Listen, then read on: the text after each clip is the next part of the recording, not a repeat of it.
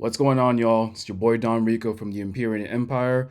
I'm gonna switch things up for y'all a little bit. So I've been looking through the YouTube spaces and I'm catching some videos complaining about how people are pretty much gambling with their finances and putting themselves into tremendous debt. Now, I honestly feel as if I'm one of the best people to speak on this because I am currently debt free. So I have an interesting perspective to provide to this particular conversation. So, without further ado, let's jump straight into it. I got a couple of videos I want to show to y'all, and then we're just gonna get it popping from there. All right. So we'll start off with this one, and then we'll just get it going. Now, if y'all rock with this, let me know. But I'm gonna provide you my perspective from a debt-free perspective as to what it is that these people are doing, what it is that they're going through. I honestly, like, just looking at it, like, I kind of had to stop you right here because it's not so much this lady right here that you see that I'm trying to talk about. It's the next person. So without further ado, let's just jump straight into the content, okay? Shall we? And then we'll just kind of go from there. We might not get to the whole thing, but again, I want to provide my debt-free perspective on this conversation. So let's get it, y'all. I've been going out to Starbucks to get my coffee every single day, and I realize that that's one of those things that people are like, "Oh, that's a very poor financial decision." So I considered trying to cut down on it, but then I realized that, like, right now, literally everything is a poor financial decision. Everything that we do is a poor financial decision. Putting 50% of your income towards rent is a poor financial decision. Taking out a student loan for hundreds of thousands of dollars where there's essentially no ROI whatsoever is a poor financial decision. Breaking your ankle, horrible financial decision. You want to get sick? That's a very fiscally irresponsible thing to do, kid. I'm sorry. Literally everything is a poor financial decision based on the definition that we have been told of a poor financial decision.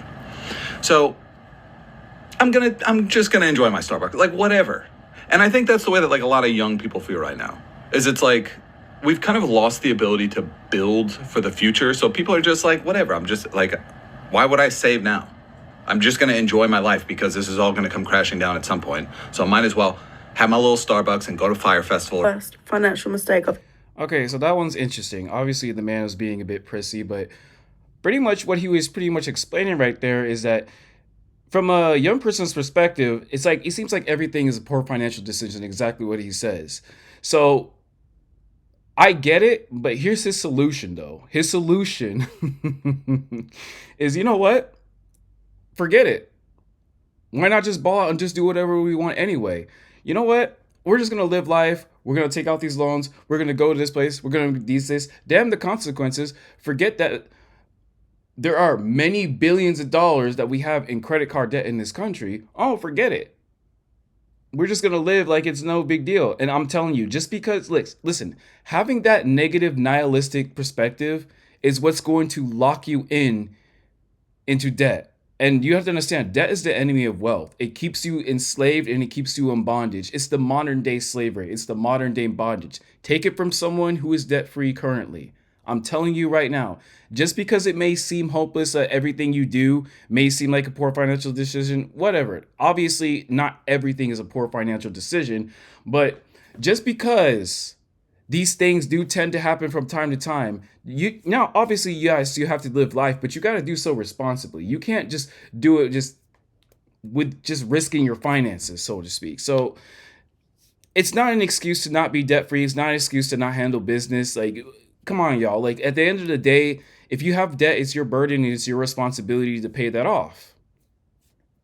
You can whine and complain about it, or you can free yourself from it.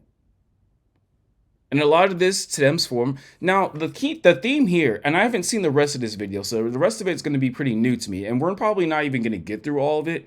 But the theme of all of this that I'm trying to convey to you guys is a lot of this is just poor personal decisions. These are 100% self-inflicted wounds here. Yes, there are things that do tend to happen where you may have to take out a loan or you may have to actually use a credit card, so on and so forth. Yes, these things happen. These events, these isolated events happen. But the majority of the time, a lot of it can be prevented just by simply taking ownership of how it is that you spend your money and how it is that you utilize your money. It's the truth. It's the truth whether you like to admit it or not. ever made. financing a car. Why didn't I listen to my dad when I sold my first car that he kindly bought for me and put that money down on a deposit on a finance car? He literally said, "You're more or less stuck now, unless you want to pay like a balloon payment at the end, which is like 7 grand." Why did And hold on, let me stop right here because this is also a big financial hole when it comes to building wealth. A lot of times, you guys, you're going to make it harder on yourselves to build any type of wealth or really truly enjoy financial freedom by getting out of debt. And that's just the first stage, just getting out of debt. And most people are not smart enough or just don't know, understand money enough to know how to leverage debt. But I'm just speaking in generalities right here, okay? One of the worst financial decisions that you can make when you're, especially when you're intentional about building your wealth or being debt free, is financing a car. Credit cards and financing a car are two of the biggest culprits when it comes to putting yourself into debt. Oh, and student loans. Nobody told you to sign those papers to get those student loans, by the way. Nobody is telling you that you should go to these car dealerships and finance a car. A lot of times, y'all just want new cars. You just like the feel of a new car because getting a used car is beneath you. You want to impress your friends, your family, keep up with the Joneses. You want to splurge on this, and that, taking advantage of Klarna Afterpay because, it's just the monthly payment that I have to worry about. And that's how you get caught up on it. Even with the credit cards, even when it comes to gaining points or rewards back, you all get caught up in the gamification of it. You don't realize how deep in the hole you are until you check your statement and you realize, oh my gosh, what have I done? Now, guys, we should not have to be reactive. We need to be proactive here. I'm telling you, the vast majority of this are self-inflicted wounds. These are decisions that you have purposely made to put yourself in these holes. And I'm telling you, credit cards, financing a car, student loan debt, and even going as far as to saying getting a mortgage. Because a lot of times what you guys don't understand, you'll realize, aside from the fact that you're trying to keep up with the lifestyle that you cannot afford, because most people cannot afford a home. That's why you have to finance and get a mortgage in the first place. Most people cannot afford that car, which is why you have to finance the car in the first place. And then you say, and you brag all to your friends and family, oh, I have a car, oh, I have a home. And you don't understand, nor do you realize it's not really yours. You don't own the title, you don't own the deed. The bank or the lender that lends you the money has it. They technically own it. If you don't pay up, they can repossess it. You know why? Because it's theirs. It's not yours. You are renting it. And this is what I'm talking about. Like, nobody put a gun into your guys' head and say you guys can put yourself in this type of financial straits or these type of financial straits. Nobody's telling you guys to do this, by the way. What's wrong with getting a used car? Now, I can understand the prudence of financing it if you know you're going to pay that junk off quickly. That much I get, because that's what I did with mine. I have a used car, nothing flashy. I'm not trying to get a new car. I'm pretty sure banks will they're begging me. Do you know that the banks and the lenders are begging me to take out a loan and pretty much giving me almost as much as I want just to finance a car so they can make them money? You guys know you're making the banks money, right? Do the interest. Not only that, but I've been getting credit card offers from Amex. I've been getting Amex Platinum offers, guys. I've never, out of the 2 credit cards that I currently have, I've never paid a single red cent of interest on those because I always paid the statement balance or I paid it off completely. I'm not messing around. When I say I'm serious about being debt free, I was serious, and I've been debt free ever since. I've been debt free for a long time now. That's extra money you can put towards having new experiences or building your wealth or putting extra money into your portfolio or whatever it is that's important to you.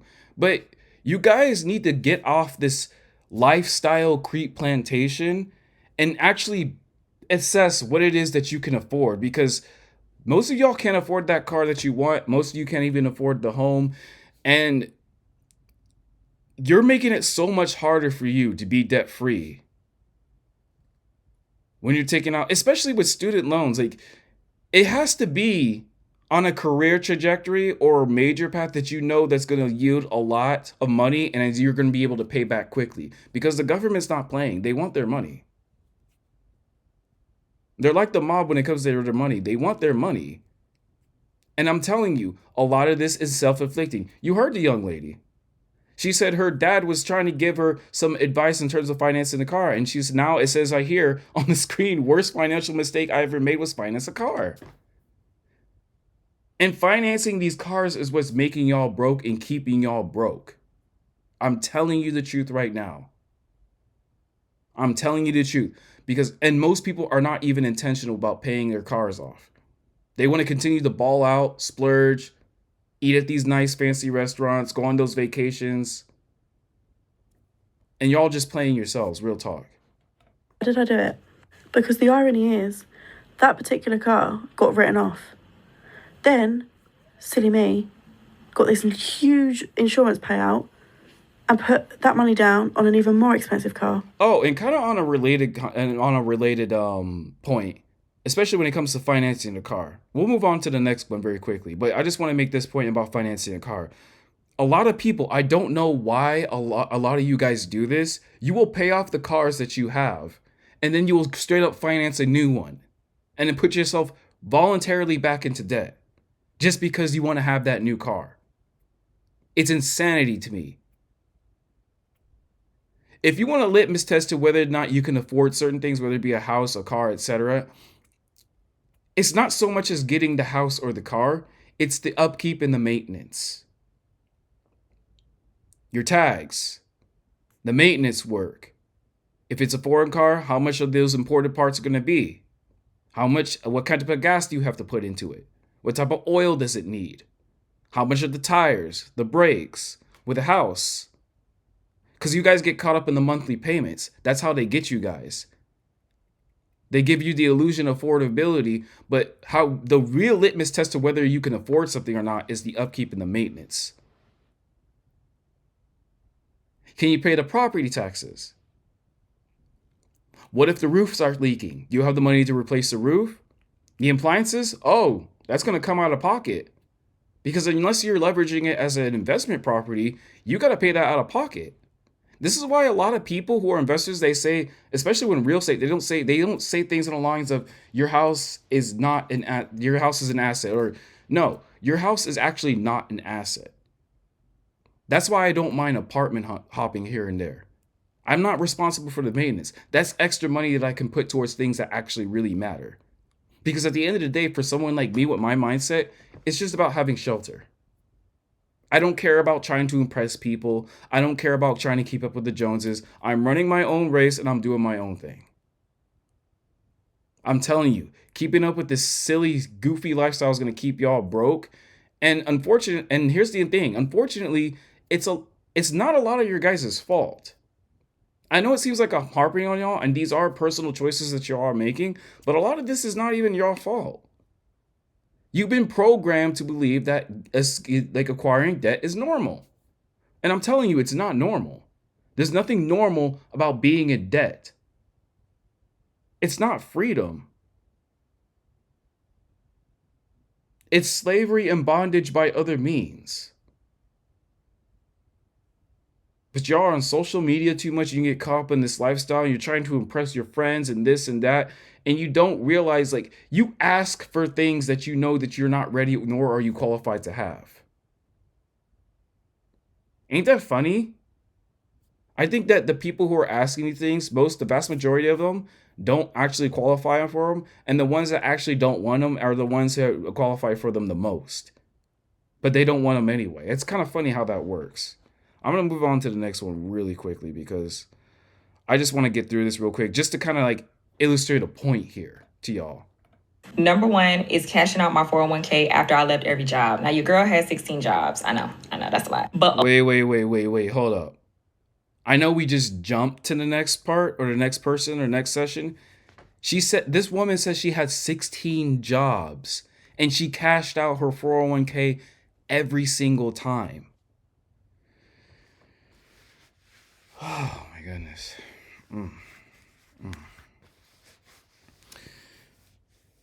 Do I really have to speak on that? You know, the 401k, when you cash that out, it gets taxed out the eyeballs. You get taxed out of the eyeballs, A. And then B, especially if it's not a Roth 401k. And then I'm sorry, guys. Sometimes I be at disbelief. Just when you think you heard it all, it turns out I'm wrong. I have not heard it all. And you have to understand, you don't let, and this is another principle of wealth, compound interest. You don't give your money and wealth time to compound. Your first huddle when it comes to, and I'm personally working towards this, your first huddle when it comes to building wealth is having a net worth. I'm sorry, I'm not just a network, sorry, but a net worth north of $100,000. That's when compound interest really starts to kick in. But in the meantime, it's a slow climb, and you're not going to be able to see the results. And again, and I said this in previous videos of my content, compound interest does not simply just apply to money. It applies to every facet of your life, whether it be in fitness, whether it be in your own personal journey or growth, whether it be in your careers, etc. It doesn't matter what it is, whether your relationships, etc. There's compounding interest. It's like the eighth wonder of the world, according to Warren Buffett, if I'm not mistaken. But you don't give it an opportunity to work if you're continuously just cashing it out. Why is this woman cashing it out? And for what? Is she making an investment play? Because there's no reason why you should be even touching your 401k or your nest egg. You don't touch it. You contribute if your employer offers a match, it matches, and then you forget about it. That money does not exist after that. And this is the theme of what it is I'm trying to explain to you guys. Like, a lot of this is self-inflicted. You not hear how irresponsible? Let's go back for a little bit. You not hear how irresponsible this is? Let's talk about some of my biggest financial regrets in my early 20s. Listen to this. Number one is cashing out my 401k after I left every job. Now, your girl had 16 jobs. I know, that's a lot. But ultimately, had I rolled my 401k over, I would have been set by now. I would have had so much money stashed up for retirement. I'm just kind of mad about that. If I could go back in time, I would not do that. Speaking of jobs. Do you see how crazy that sounds?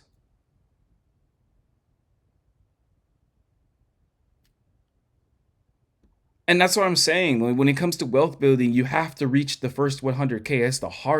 That's the hardest hump to get over when it comes to seriously building wealth. Number two is I wish I didn't stay at my job for more than 2 years, especially at that time. Now, I recognize that the economy is a little bit different now and it's harder to find a job. But back then, I was getting jobs left and right. So I hate that I stayed at such a low paying job for so long. That was kind of like, oh. And that one I can give her grace on, because sometimes we do be comfortable and we stay at jobs longer than we should have. It's just the truth. Especially if you have a high skill set or valuable skill set. Every 2 years, you should be getting an itch as to whether or not you're going to move. Because I do hear a lot of times, and I could be wrong, you get paid more to leave than you do to stay. Waste of years, or at least not try to move into a different position that paid more. I do agree with the people who say leave your job every 2 years unless you're like advancing at your company. Okay. Anyways, number three. In my 20s, I had, oh God, do I have some poke bowl sauce on my beard? Anyways, in my 20s, I really had no concept of personal finance. I thought that my main goal was to increase my salary and I would be okay. Needless to say, I was a bit of a dumbass. There was a point, I think in my 20s, my savings, like my total savings. Luckily, I was good with contributing to my 401k because my mom kept getting on my case about it. I was like, fine, fuck it, I'll put money into my 401k. But that was actually really good because that was one good financial habit that I... And here's another thing, and he brought up a good point. Like, here's another thing, and this is what I kind of alluded to earlier, because I got to wrap this up shortly, but this is another thing that I alluded to earlier. This is why sometimes, honestly, I'd be harping on y'all, but I can give you guys a little bit of grace and a little bit of rope because, again, we've been programmed to think that what we are doing is the right way and what is supposed to be done, and it's not. Think about what he just said right there. He said savings. Now, if you actually understood how money worked, you understand that your money, when you save it, is not beating the rate of inflation. So it's losing value every single day because the purchasing power has decreased. You need to put your money into assets and put it into things that appreciate over time so that you can continuously beat the rate of inflation. This is why a lot of people like to put their money in the stock market through their brokerage accounts. Just get a classic brokerage account and put it into the and put it into the SPY, the SPF 500.